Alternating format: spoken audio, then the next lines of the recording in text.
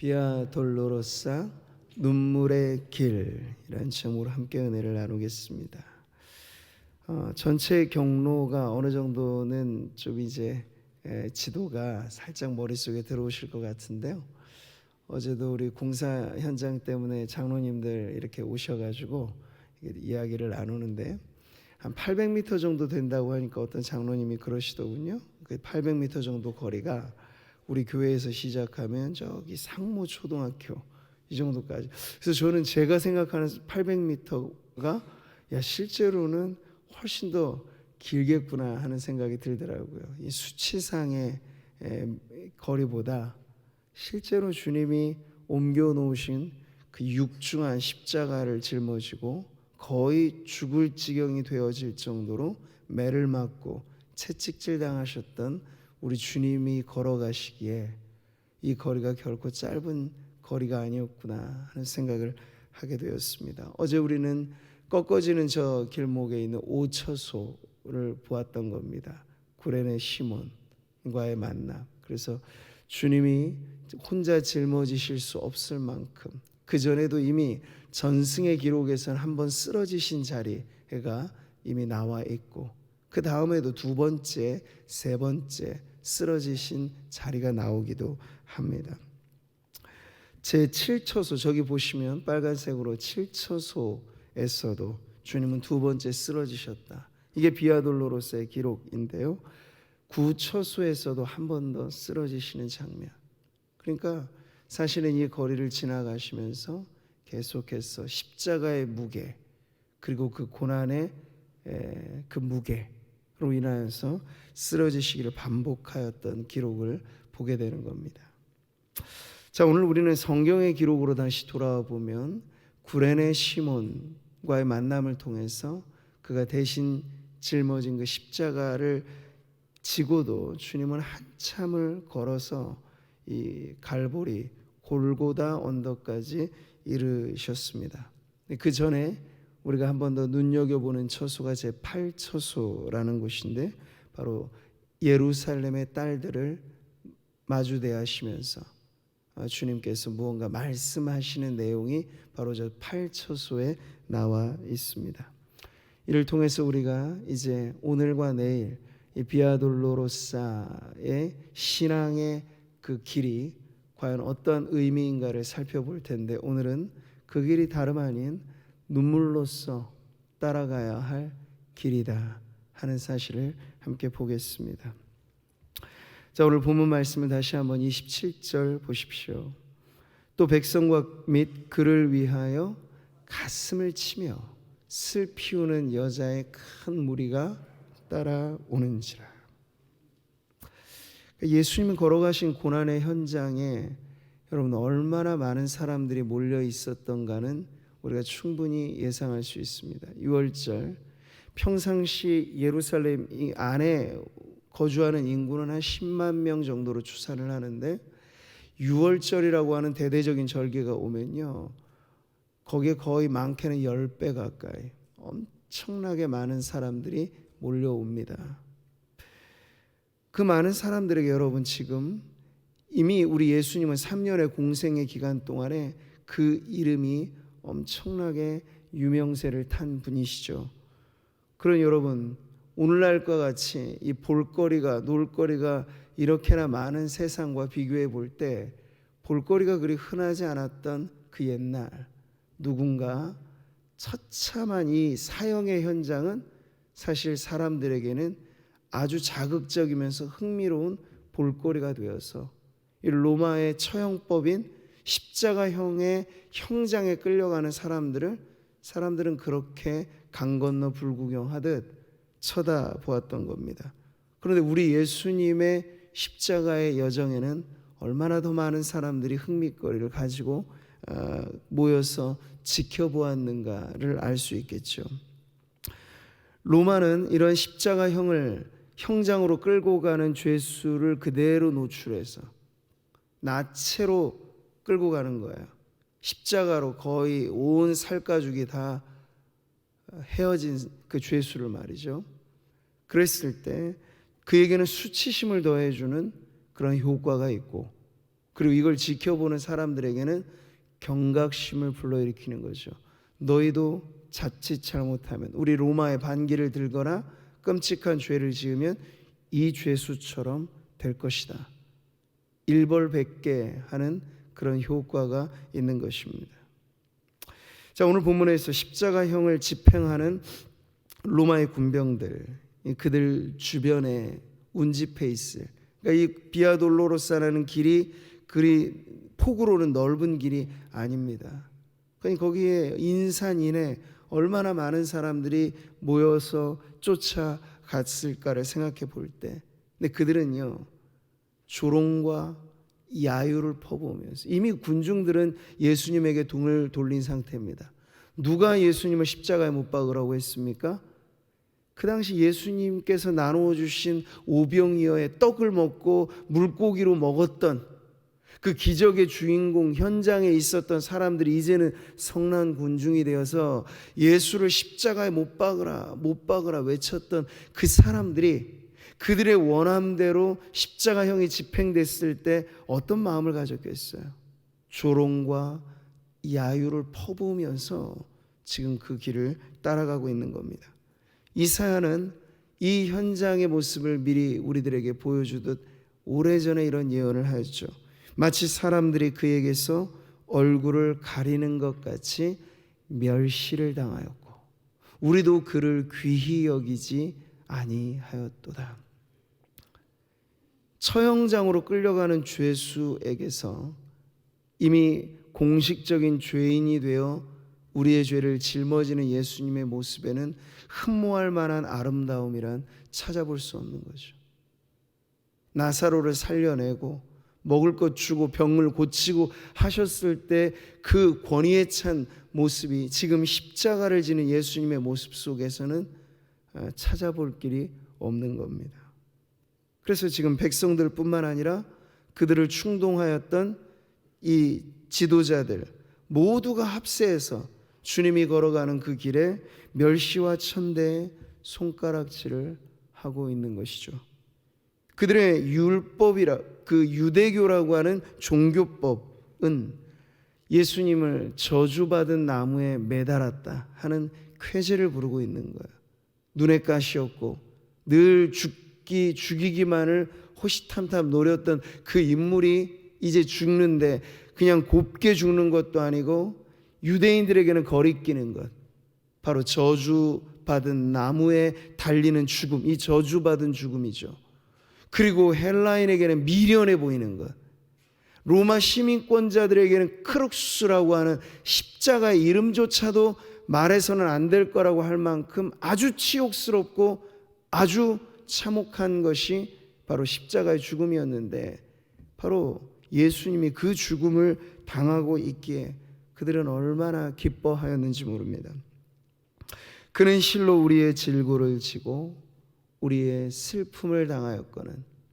근데 우리는 어떻게 생각한다고요? 우리는 생각하기를 그는 징벌을 받아 하나님께 맞으며 고난을 당한다 하였노라.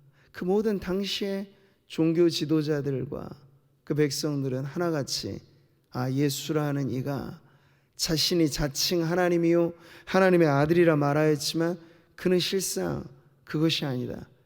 저 모습을 보라. 저 끔찍하게 죽음의 사형장으로 끌려가는 저 죄수를 누가 하나님의 아들이라 말할 것인가?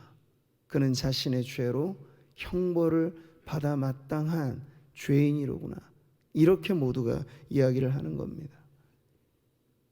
이미 그들의 종교 재판으로서는 예수님을 신성모독죄에 선고한 상태였습니다. 그에 상응하는 벌을 받고 있다고 그들은 생각하였던 거죠. 자, 이러한 분위기입니다. 전반적인 분위기는 예수님에 대한 조롱과 야유와 멸시와 천대를, 그리고 그 앞에서 저주를 쏟아붓는 그런 분위기. 근데 오늘 말씀에는요, 이러한 사람들의 틈 사이에 매우 낯설은 여인들의 모습을 보여주고 있습니다. 이 여인들은 그때 그 무리들 사이에 있었지만 그들과는 전혀 다른 모습을 하고 있습니다. 조롱하는 백성들, 광기에 사로잡힌 로마 군병들과는 다른 모습을 하고 있죠.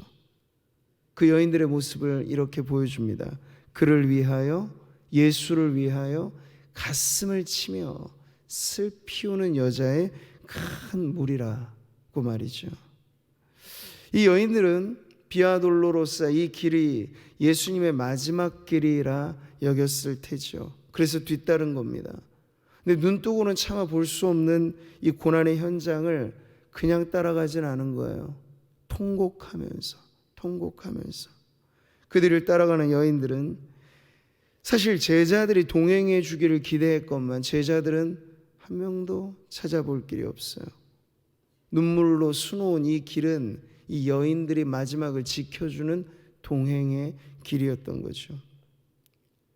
제자들은 어디에 갔던 걸까요? 최후의 만찬 석상에서 시간으로 따져도 불과 얼마 전에 베드로는 이렇게 말했거든요. 모두가 주를 버릴지라도 나는 결코 버리지 않겠나이다. 이 말을 했던 베드로가 어디에 있습니까? 베드로뿐만이 아니죠. 베드로가 이 말을 했을 때 다른 제자들은 자존심 상해하면서 자기만 그럴 텐가, 우리도 마찬가지다, 다 똑같은 마음이었어요. 근데 예수님께서 최후의 만찬 이후 최후의 기도라 여겨지는 겟세마네 동산 그 기도에 돌입하셨을 때 제자들은 이미 불안한 징조를 보였습니다. 너희가 나와 함께 1시간도 이렇게 깨어 있을 수 없더냐. 죽는 것은 둘째치고 주님 곁에서 1시간, 길지도 않은 1시간, 이 1시간도 깨어 있을 줄 몰랐던 제자들을 보면서 이미 주님은 짐작하신 겁니다. 헛새만 부리고 자기 능력으로 신앙을 지킬 거라 착각했던 베드로의 모습을 보면서 다 굴기 전에 네가 나를 모른다고 부인할 거야, 연거푸 부인할 거야. 주님은 그렇게 내다보신 거죠. 갈보리 언덕을 향하는 이 마지막 길에 가슴 아픈 송별식을 해주는 이들은 제자가 아닌 여인들이었다 하는 것이 오늘 성경이 가르쳐주는 내용입니다. 예수님이 제자들을 얼마나 위하셨는지는 우리가 잘 알고 있습니다. 예수님의 사역은 사실 모든 것이 3년 동안 그 제자들과 동거하고 동고동락, 기쁨도 슬픔도 괴로움도 함께 나눴던 이가 바로 제자들이에요. 그래서 막바지에 이르러서는 주님이 제자들에게 이렇게 말씀하시잖아요. 너희를 친구라 하였노니 이 내가 내 아버지께 들은 것을 다 너희에게 알게 하였습니다. 몽땅 다 쏟아본 대상들이 제자들이에요. 친구처럼 대하실 정도로. 여러분, 친구가 어떨 때 친구입니까? 힘들 때 곁에 있어주는 게 진짜 친구잖아요. 예수님은 제자들을 그렇게 위하셨건만 제자들은 지금 예수님의 마지막 가는 그 길에 보이지 않아요. 군중의 무리 속에 숨어 들어가 있고, 아니 이 형장에 참여하지조차도 못한 그런 상태인 것이죠. 내 너를 위하여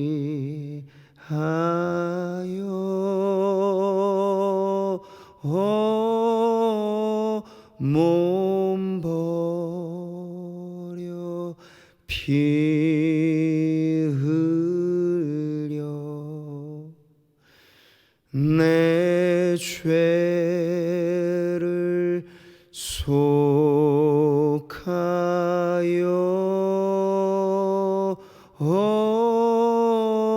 살 길을 주었다.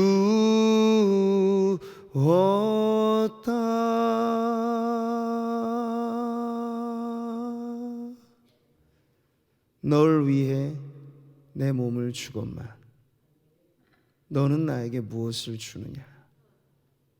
널 위해 내 몸을 주건만 넌 날 무엇 주느냐. 여러분이 오래된 이 찬송은 고난의 현장에 우리가 어디에 있는가, 주님이 가장 중요한 그 자리에 우리는 어디에 있는가를 묻죠. 또 다른 찬송도 그렇습니다. 거기 너 있었는가 그때. 주님이 기적을 일으키는 자리에 많은 사람들이 따라요. 주님 덕분에 한몫 잡을 것 같은 자리에도 많은 사람들은 앞다투어 갑니다. 나는 우편에, 나는 좌편에 경쟁하듯 따르죠. 그런데 십자가, 그 고난의 자리에는 보이질 않는 겁니다. 자, 오늘 본문 말씀은 이렇게 가슴 치는 눈물로 십자가 길을 따르는 여인들을 보시면서 예수님께서 이 힘겨운 걸음을 옮겨가시는 중인데, 그래서 구레네 사람 시몬이 대신 그 무거운 십자가를 짊어져야 될 판인데, 예수님께서 울며 따라오는 여인들을 돌아보시면서 그 여인들에게 들려주시는 말씀을 이어서 전해줍니다. 정신조차 가눌 길 없는 고통스러운 순간에 한마디라는 건 차마 할 수 없는 말일 텐데요, 예수님께서는 꽤나 많은 말씀을 이 괴로움 속에서 말씀을 하신 거예요. 28절이죠. 예수께서 돌이켜 그들을 향하여 이르시되 예루살렘의 딸들아, 나를 위하여 울지 말고 너희와 너희 자녀를 위하여 울라. 주님은 눈물의 메시지를 주셨습니다. 그런데 나를 위하여, 예수님을 위하여 울지 말고. 여러분, 그 뜻이 무엇일까요? 이렇게 말씀하셨을 때 몇 가지 의미가 있는데, 가장 중요한 건 예수님에게 있어서는 지금 물론 주님은 싫지 않은 고통 속에 죽음이라고 하는 가장 큰 대적과의 싸움을 위하여 가고 계신 겁니다. 그런데 주님은 알고 계셨어요. 이 죽음이 끝이 아닌 새로운 시작이 될 것이라 하는 것을 말이죠. 그래서 영 이별의 장송곡을 부르지 말고 애도의 눈물을 흘리지 말라, 이런 말씀을 담고 있는 것입니다. 이런 뜻을. 물론 여인들에게 있어서는 참아보지 못할 고난의 현장이었기 때문에 사람의 심성에 자연스럽게 흐를 수밖에 없는 눈물이었겠죠. 죽음의 사형장에 저토록 처절하게, 비참하게, 참혹하게 끌려가는, 평상시 우리가 사랑했던 주님이 저 무진 고난을 당하시는 것에 통곡의 눈물 흘릴 수밖에 없었을 거예요. 하지만 우리 주님이 이 말씀을 하셨을 때는 예수님의 고난, 그 십자가의 죽음은 여느 다른 인간의 죽음과는 다른 특징이 있다는 걸 알려주신 겁니다. 갈보리 언덕은 죽음의 자리임과 동시에 죽음을 이기는 자리가 될 것입니다. 이제 우리는 주일을 맞아서 부활주일을 맞이하게 되잖아요. 그 부활주일의 가장 큰 부활의 증거 중에 하나가 빈 무덤이에요. 그러니까 이 무덤은 예수님을 장사 지내게 하는 자리였을 뿐만 아니라 예수님이 다시 살아나셨다라고 하는 것을 증거해주는 증거물이 되기도 하는 거죠. 부활의 소망으로 들어가는 입구가 바로 갈보리 언덕과 다르지 않았다는 거예요. 예수님께서 평상시에 이 십자가 죽음에 대한 예고를 많이 하셨습니다, 제자들에게. 그런데 그 죽음만을 예언하신 것이 아니었어요. 보세요.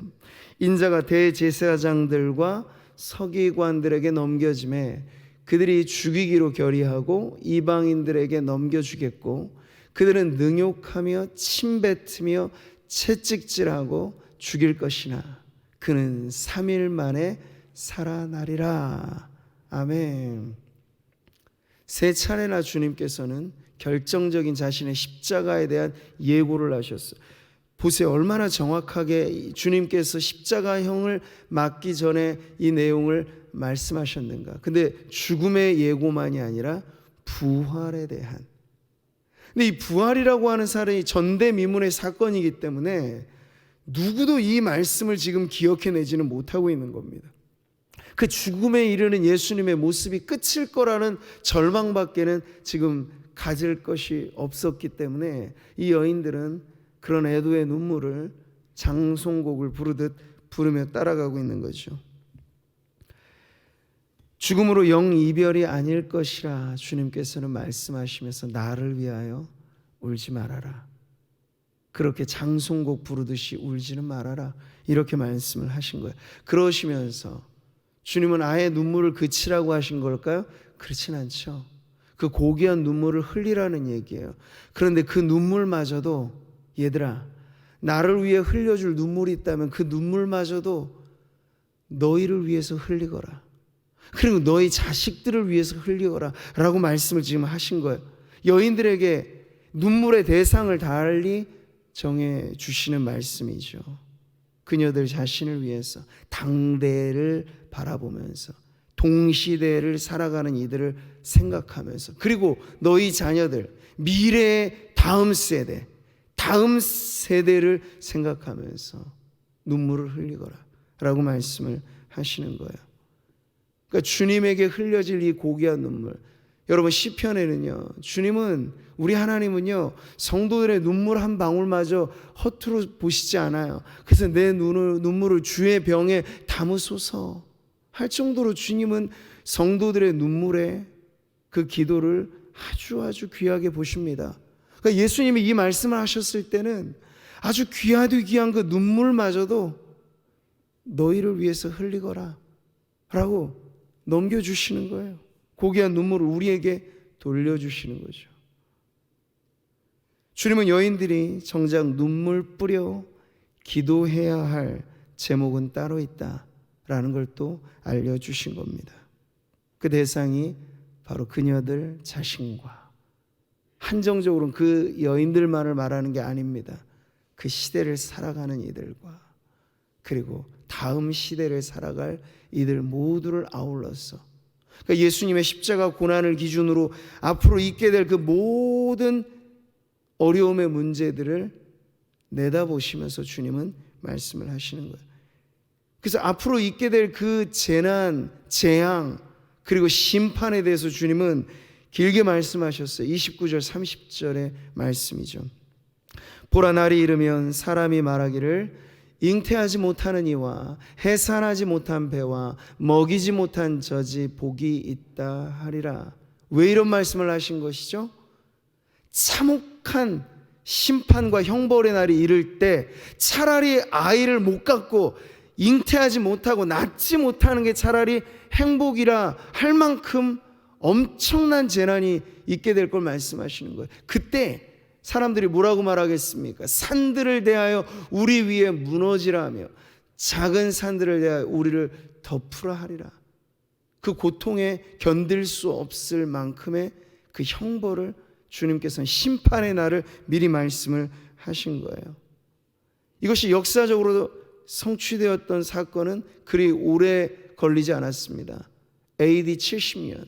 그러니까 우리 예수님의 십자가 사건이 있고 나서 30 몇 년의 시간이 지나서 예루살렘과 유대인과 로마의 엄청난 전쟁이 일어나게 되는데, 요세푸스라고 하는 교회 사가가 이것을 꽤나 자세하게 기록에 남겼습니다.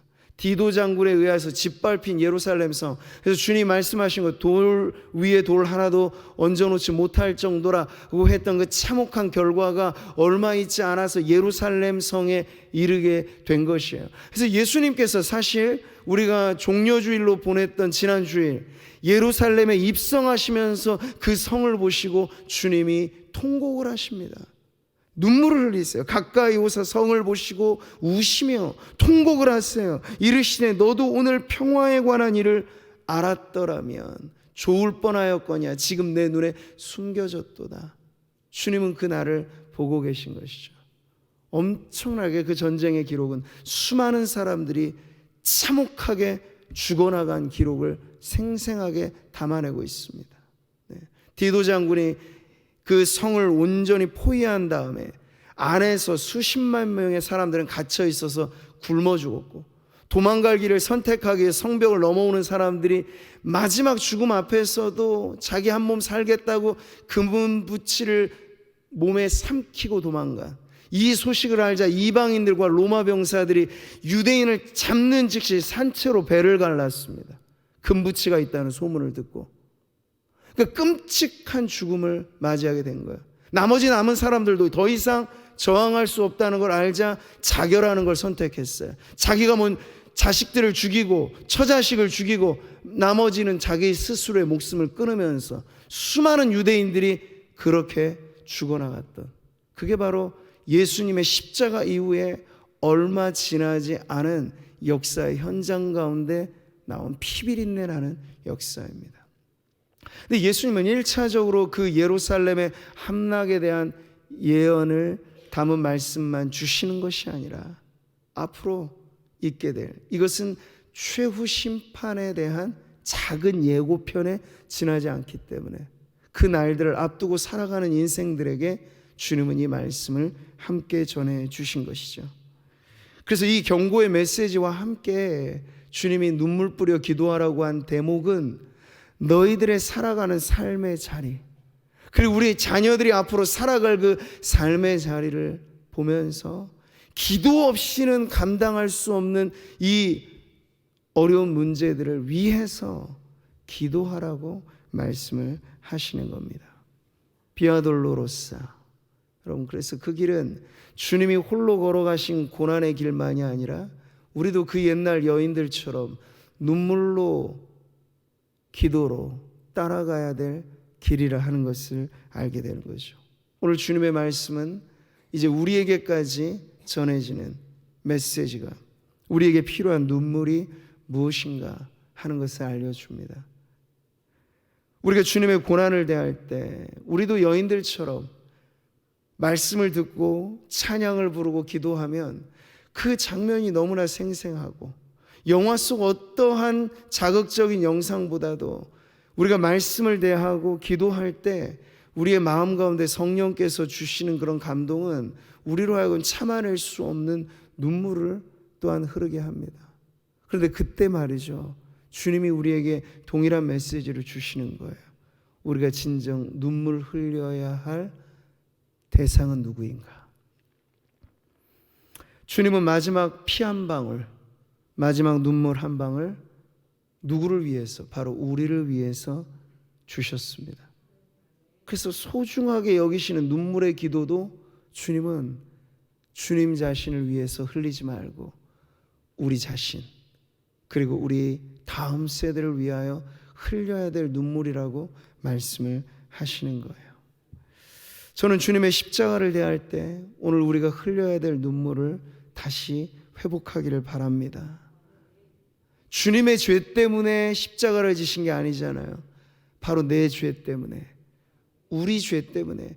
지금도 세상이 이렇게 쌓아둘 것 없는 재화로 가득한데도 불구하고 불행이 온 세상에 가득한 이유는 무엇 때문이죠? 돈 때문이 아니에요. 여러분, 다른 것 때문이 아니에요. 죄 때문이죠. 죄악 때문에 여전히 이 세상이 이토록 불행한 것입니다. 우리가 그걸 보면서 무엇을 위하여 눈물을 흘릴까? 바로 나의 죄 때문에. 우리는 탓하기는 너무나 쉬워요. 그 사람 때문에, 그 문제 때문에. 국민들은 지도자를 탓할 것이고 백성들은 서로가 서로에게 원망을 전할 것이고, 그러면서 우리는 정작 들여다봐야 될 내 죄 때문에 예수님이 십자가 지셨다는 가장 중요한 사실은 빼놓은 채 다른 무언가, 아픔의 그 현장에 마치 주님을 보면서 우리가 감상적인 눈물을 흘릴 수는 있겠습니다만 더 중요한 눈물은 바로 지금도 내 죄 때문에 흘려야 될 눈물이 남아있다는 것입니다. 그 죄가 일으킨 참상에 대해서 요즘에는요, 정말 무슨 뉴스 보도를 보고 싶지가 않을 정도로 열어보면 어린 아이들에서부터 어른에 이르는 전 세대가 정말 이것이 이렇게 끔찍한 죄악이 일어날 수 있을까 싶을 문제들이 너무나 많이 나와요. 근데 여러분, 언론에 보도된 흉악 범죄보다 보도되지 않는 가려져 있는 범죄들은 얼마나 더 많겠습니까? 빙산일각이라고 하는 말이 꼭 맞을 정도로 우리 주변에 이 세상이 끔찍한 죄악으로 가득 차 있는, 우리는 그 세상을 살아가고 있습니다. 근데 어찌 눈물을 아니 흘릴까요? 어찌 우리의 기도가 그렇게 쏟아부어져야 되지 않겠습니까? 예루살렘에 살고 있었던 그 사람들, 그들은 자칭 선민이라 생각했습니다. 하나님을 잘 섬기는 이들이라 자부했습니다. 그런데 누구보다 예수님을 핍박하는데 앞장선 이들이 바로 그들이었어요. 자기의 의를 위하여 예수님의 의를 저버리는 사람들, 예수님을 죽음의 자리에 내몬 장본인들이 바로 그들이었어요. 유대인만큼이나 선민 공동체의 자부심이 강했던 사람들이 어디 있습니까? 율법의 의로는 흠이 없다고 자부했던 바리새인들이 바로 그들이에요. 근데 여러분, 그들은 가장 불신앙의 죄를 저질러 버린 겁니다.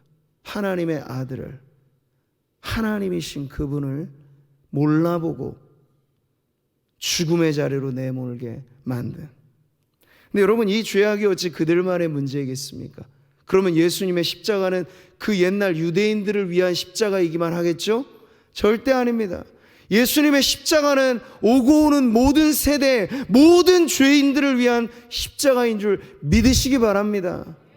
우리는 지금 유대인들의 이 모습을 보면서 또 자칫 잘못하면 유대인들에게만 손가락질 할 수 있겠어요. 반유대주의가 기독교 역사 속에 있어 왔었습니다. 예. 히틀러라고 하는 그 악인이 왜 유태인을 그렇게 참혹하게 학살을 했겠습니까? 역사상 반유대주의적인 그런 경향이 교회 안에도 있었고 세상에도 있었던 거죠. 사람들은 착각하는 거야. 그 옛날 유대인들이 예수님을 죽게 만들었으니 그들을 공격해야 된다. 천만의 말씀이요. 그들도 죄인이지만 우리도 마찬가지 죄인입니다. 예수님의 십자가는 유대인뿐만 아니라 이방인을 위한 십자가이기도 하니까요. 저는 그 옛날 예수님에게 손가락질하고 조롱하고 하나님의 영광을 그로써 땅에 떨어뜨렸던 믿음이 있노라 말했지만 실상은 전혀 믿음 없이 살았던 그 유대인들의 모습과 오늘 저와 우리 이 시대를 살아가고 있는 교회 우리 안에서는 과연 회개할 죄악이 없는가 생각해 보면 있다는 거예요. 얼마든지 있다는 거예요. 믿지 않는 세상 사람들도 예수님한테 불만을 갖고 있지는 않아요. 대부분. 근데 예수님의 이름이, 하나님의 영광이 실추되는 모든 자리에 누가 있습니까? 먼저 예수님을 믿노라 말하는 교회가 있고 성도가 있어요. 하나님의 이름의 영광이 떨어뜨려지는 건 전혀 우리와 무관한 일이 아니고 오히려 우리 때문에 하나님의 영광이 믿지 않은 이들에게 짓밟혀지는 그 일들을 우리는 너무나 자주 봅니다. 저 같은 목회자들 때문에 하나님의 영광이 짓밟히게 되는 일들을 우리는 너무나 많이 보고 자칭 성도라 생각하는 많은 이들 속에서 그러나 실상 삶은 믿지 않는 이들에게 시험거리가 될 만한 전혀 신앙과는 어울리지 않는 삶의 행태로 인하여 하나님의 영광이 짓밟히게 되는 일들을 많이 보는 거죠. 그러니 우리가 눈물 뿌려 기도해야 될 대상은 바로 우리 자신의 죄의 문제라는 걸 알게 되는 것입니다. 베드로는 경고하였습니다. 하나님의 집에서 심판이 시작될 때가 되었나니. 보세요. 세상, 불신 세상에 먼저 심판이 시작된다고 안 합니다. 하나님의 집에서 심판이 시작할 때가 되었나니. 만일 우리에게 먼저 하면 하나님의 복음을 순종하지 않은 자들의 그 마지막은 어떠할 것이며, 그 하나님의 백성들 안에는 언제나 회개해야 할 그러한 기도는 바로 우리 자신의 죄의 문제에 있다 하는 걸 알려주는 것이에요. 비아돌로로사, 이 십자가 길을 걸을 때 우리는 이제 그런 눈물로 이 길을 걸어가야 하겠습니다. 개인이나 교회 공동체, 더 나아가 현 시대 나라와 민족, 열방, 이 어두운 죄의 그늘을 보면서 우리는 하나님 앞에 흘려야 될 눈물이 아직 남아있는 세상임을 잊어서는 안 되겠습니다. 지금 우리 부모 세대, 어르신들이 살아가는 세대는 힘겨웠지만 그래도 영적으로 보면 다음 우리 세대가 살아갈 날들보다는 훨씬 더 제가 보기엔 아름다운 날들일 것이었습니다. 네. 그때는 투박해 보여도 거칠어 보여도 십자가를 꽂으면 개척이 됐고 십자가 복음을 선명하게 전하면 사람들이 모였습니다. 그런데 지금은요, 많이 달라졌어요. 원색적인 복음에 사람들이 과연 귀를 기울일까요? 많지 않습니다. 네. 자존심 상해하는 성도들이 더 많을걸요? 교회 안에서 회개의 메시지가 잘 전해지지 않는 까닭 중에 하나는 그걸 성도들 자신이 감당하지 못하기 때문이에요.